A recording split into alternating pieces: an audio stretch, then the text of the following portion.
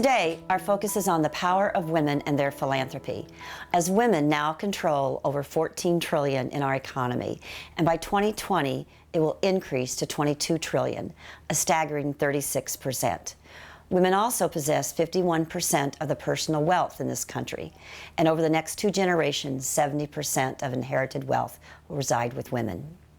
Studies and research projects conducted by the Women's Philanthropic Institute at Indiana University continue to demonstrate that gender matters. Women, for example, invest in women and girls' causes as they believe such gifts provide the best social return. Further, they know these gifts will lift other women, which ensures that their investments will generate dividends. Finally, research continues to underscore that women give based upon their personal experiences. One of the most considered and productive models for women's philanthropy comes in the form of women's leadership councils, whether on college campuses or in nonprofit organizations. The premise lies in the belief and experience in engaging women and getting them into leadership roles in our respective organizations, all resulting in increased giving of these women their talent and wealth. Research further indicates that the deeper the engagement, the more women will give over time, especially when their engagement and giving are aligned with their personal interests. We know, too, that women will enlist their own networks very effectively for causes in which they believe. So what then prevents us from further success?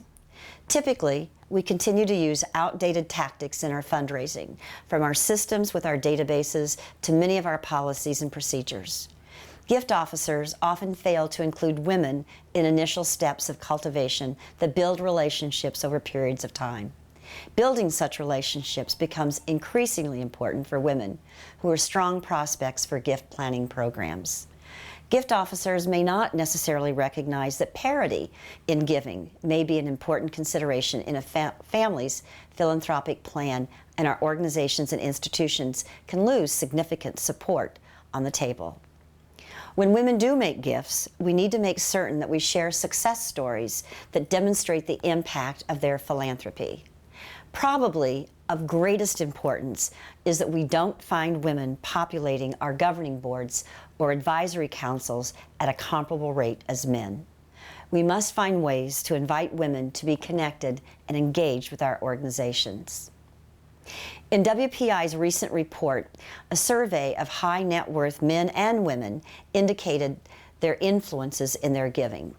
While several areas were similar and percentages were negligible, gaps, however, arose more significantly.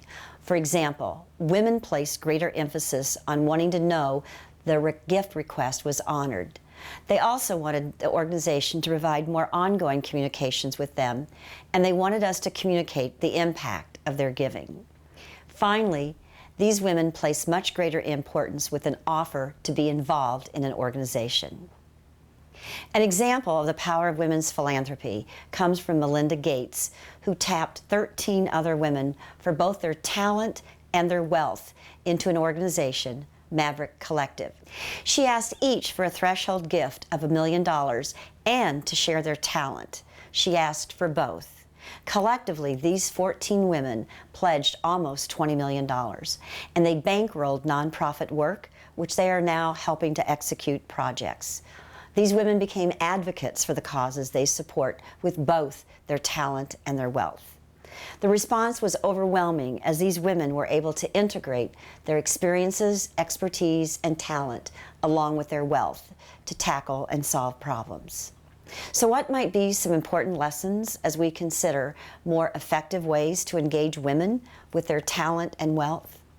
We can start with some of our fundraising fundamentals, and most importantly, we can change the ingrained perspectives we hold. Recognize that powering women's philanthropy includes powering their talent.